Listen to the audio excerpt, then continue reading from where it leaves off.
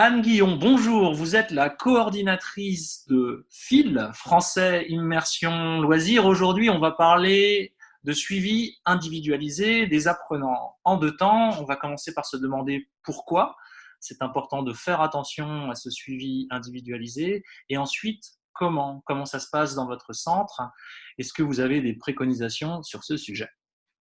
Donc oui, nous les jeunes, pourquoi ce suivi individualisé et puis pourquoi ce suivi en général dans l'enseignement des langues et en FLE, parce que on a un objectif commun qui est vraiment acquérir des compétences dans une langue donnée et si on les laisse livrer à eux-mêmes, nos apprenants, oui, ils vont apprendre, mais peut-être pas de la meilleure manière ou peut-être pas de la façon la plus optimum ou de la façon la plus simple pour chacun. Donc, Mhm. en fait, établir un suivi, c'est connaître son apprenant et mieux connaître ses besoins aussi.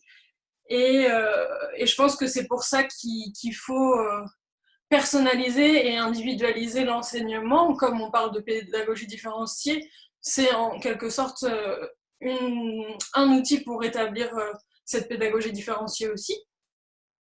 Euh, pour quelles raisons Je pense que d'abord pour le jeune, comme je vous disais, par rapport à ses besoins.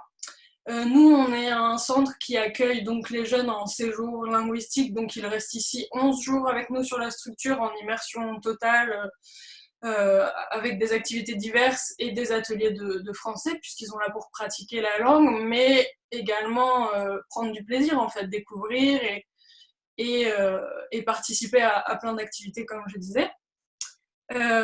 Donc, j'en perds le fil, c'est le cas de le dire. Euh, on est là aussi dans une démarche de qualité par rapport aux parents qui nous envoient leurs jeunes, leurs enfants, et qui derrière estiment qu'on est là pour apporter, enfin pour qu'ils progressent dans la langue. Et ce suivi-là va nous permettre vraiment de rendre compte d'un progrès, d'une amélioration, et en tout cas, jusqu'à maintenant, ça marche et ça fait notre force. Et une dernière des raisons de pourquoi ce suivi, je pense que pour nous, enfin, je parle de nous enseignants et en général, c'est de voir une évolution concrète pour chaque apprenant aussi et d'être toujours avec lui et dans cette bienveillance et cet objectif commun de on avance ensemble et, euh, et tu vas pratiquer et il y a pas de problème, quoi. Donc voilà un peu le pourquoi d'un suivi personnalisé, individualisé. Euh, ouais. Et donc, comment ça se passe chez vous? Tu m'as parlé d'un passeport de français. Vous avez aussi des fiches qu'on remplit à l'arrivée et aussi à la fin d'un séjour chez Phil. Comment ça se passe? Est-ce que tu peux nous parler de la séquence? Oui, exactement. Donc, c'est des outils qui étaient déjà en place parce que ça fait depuis 2012 que Phil existe. Et c'est des outils qui ont été créés et améliorés au fur et à mesure des années. Donc moi, je les reprends cette année aussi et je compte y apporter ma touche. Mais globalement, le fonctionnement, c'est les jeunes arrivent ici sur la structure.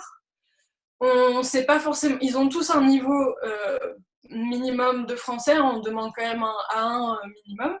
Après, des fois, on a des surprises, donc on adapte et on compose avec.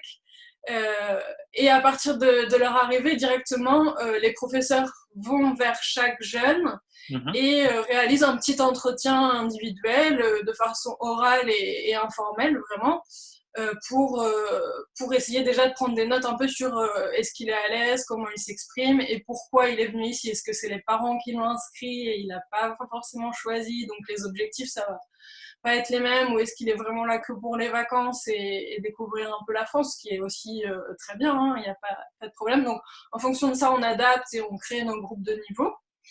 Et puis ça permet aussi aux jeunes de montrer directement qu'il est bienvenu chez nous et qu'on va travailler ensemble, quoi. Qu'on va vraiment vivre quelque chose ensemble. Comme ils sont en immersion, les profs les suivent 24 heures sur 24 vraiment et vivent des activités avec eux, autres que les ateliers de français. Hein. On partage les repas, les activités, que ce soit le canyoning, l'acrobranche, on part 2 jours à la mer aussi. Donc c'est des moments de vie où les profs vont les voir évoluer. Pendant du coup toute cette période-là et toutes ces différentes journées, on leur donne en fait leur passeport de français, donc chacun a son passeport. Et chaque jour, ils vont remplir une nouvelle page avec les nouveaux mots qu'ils apprennent, ce qu'ils pensent de leurs efforts, ce qu'ils pensent de leur progrès. Et chaque jour, les professeurs vont écrire aussi un petit bilan ou une petite remarque sur ce qu'ils pensent des efforts de chaque apprenant. Donc ça peut être très anecdotique, hein, bravo pour la chanson hier soir à la veillée, des choses comme ça, mais vraiment pour les motiver et puis montrer qu'on les suit, enfin qu'on est toujours avec eux. Voilà, et puis c'est, comme je vous disais, par rapport à la feuille des entretiens individuels, donc on en fait un à l'arrivée, on en fait un en milieu de séjour également, pour justement un peu voir si tout se passe bien et puis améliorer ou en tout cas les remettre dans leurs objectifs. Et à la fin du séjour, ils feront ils rempliront une dernière fiche, mais sous forme d'auto-évaluation. Là, les profs n'interviennent pas justement pour pas biaiser cette évaluation et qu'ils soient vraiment autonomes. Et ça permet de les rendre responsables et acteurs de leur apprentissage finalement. Donc c'est ce qu'on cherche ici à Phil parce que c'est apprendre en immersion et en essayant, en faisant des erreurs, mais c'est comme ça qu'ils progressent vite et qui prennent confiance aussi en fait. Donc voilà un petit peu pour nous comment on fonctionne et le pourquoi de ce suivi qui est très important finalement.